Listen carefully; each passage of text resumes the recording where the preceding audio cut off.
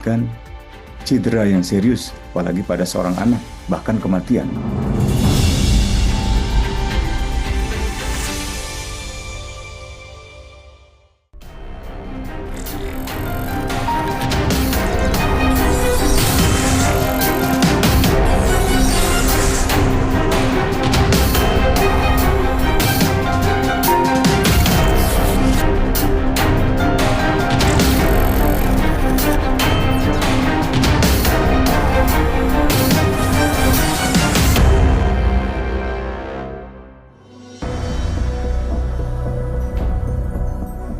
Slogan presisi dan janji reformasi Polri kini terbentur realitas.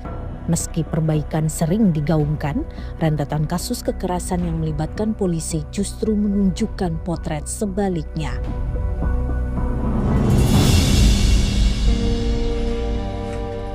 Awan duka menyelimuti keluarga Rijik Tawakal, warga Tual, Maluku di hari pertama bulan Ramadan.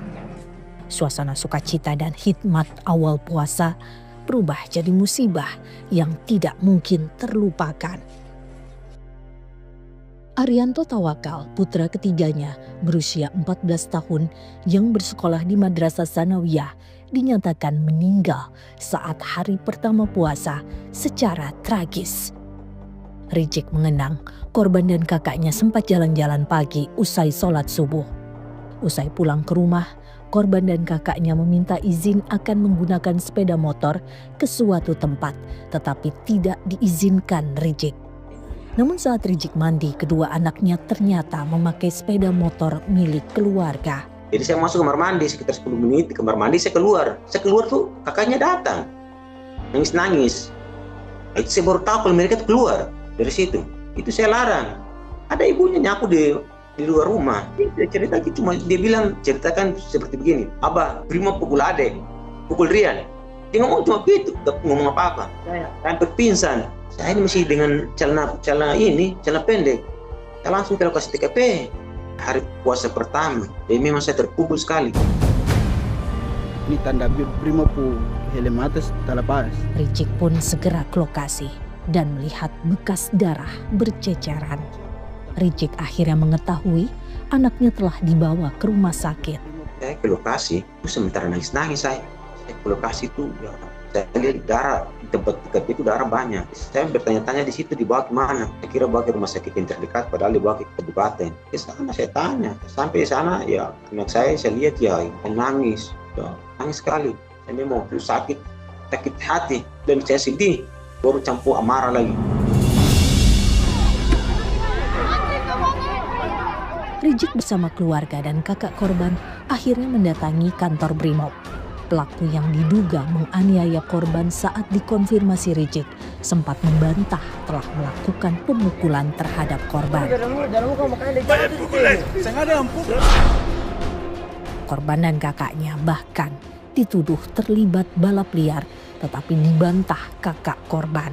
Saya langsung ke Makobrimob sama kakaknya, dengan kakaknya yang tua dengan kakaknya yang korban yang langsung ke sana. Sekarang kita menanyakan masalah pemukulan ini.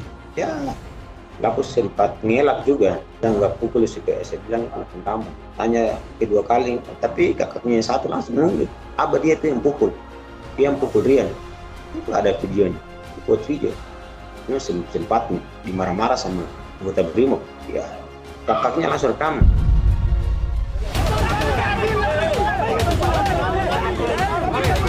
Keluarga dan warga pun tidak terima atas penjelasan polisi. Warga mendatangi markas Brimob di Tual dan berunjuk rasa. Mereka menuntut pelaku segera diproses secara hukum. Kasus ini pun menarik perhatian dari Kapolri.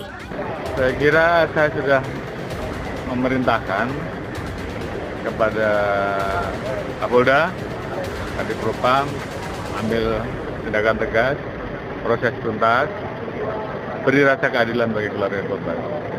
Dan saya minta informasinya, prosesnya transparan. Saya sudah perintahkan untuk diberikan tindakan berat-berat. Menuai polemik, polisi pun memproses kasus ini secara etik dan menahan pelaku. Putusan sidang etik menjatuhkan sanksi pemecatan kepada pelaku Bribda Mesias Siahaya. Tidak hanya terkait etik, pelaku juga berstatus tersangka untuk kasus pidana terkait kematian korban. Pemberhentian tidak dengan hormat atau PTDH sebagai anggota Polri. Terhadap putusan yang disampaikan tersebut, terduga pelanggar atas nama Bribda Mesias Victoria Siahaya menyatakan pikir-pikir terhadap putusan yang dijatuhkan oleh majelis. Untuk berkas perkara telah selesai dan diserahkan tahap pertama kepada pihak Kejaksaan Negeri Tual tertanggal 24 Februari 2026 dengan ancaman sanksi pidana maksimal 15 tahun dan denda paling banyak 3 miliar.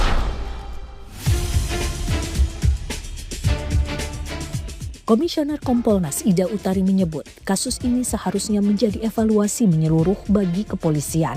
Ida menekankan takaran profesionalitas ketika polisi berhadapan dengan masyarakat. Peraturan Kapolri 01/2009 tentang penggunaan kekuatan.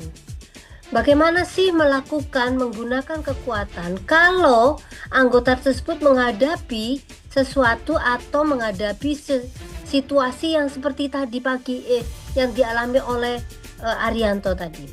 Apakah perlu melakukan kekerasan? Harusnya tidak dilakukan seperti itu. Takdir tak dapat dihindari. Meski proses hukum tetap berjalan, nyawa korban tetap tidak bisa dikembalikan. Bagi Rizik, almarhum putra ketiganya punya prestasi membanggakan di bidang olahraga. Tidak hanya itu, korban dikenal sebagai anak yang ceria dan tak pernah bermasalah di sekolahnya. Dia kemarin itu naik kelas itu ada ranking 10 besar, juara futsal, biasa diundang teman-temannya, ya main futsal. Itu mereka kemarin tuh ada lomba main game apalah. Saya bilang kalau game ya apa batasi kalau main game, kalau futsal ya oke lah bisa, tapi harus pakai waktu, bukan main lupa sholat. Itu apa kasih ingat mau main seperti apa harus ingat sholat gitu, harus turut orang tua. Ya, anaknya penurut lah. Rizik mengenang korban sempat bercita-cita menjadi seorang anggota BRIMOB, profesi yang justru membatalkan cita-cita almarhum. Itulah, ini dengar-dengar orang tuanya kan cita-citanya mau jadi polisi, BRIMOB. Tapi kalau saya orang tua sih ya kalau cita-citanya begitu kan ada berlawanan sama orang tua. Kalau saya tuh nggak mau. Tapi kan dia ngomong kemarin dengar sama orang ibunya seperti begitu.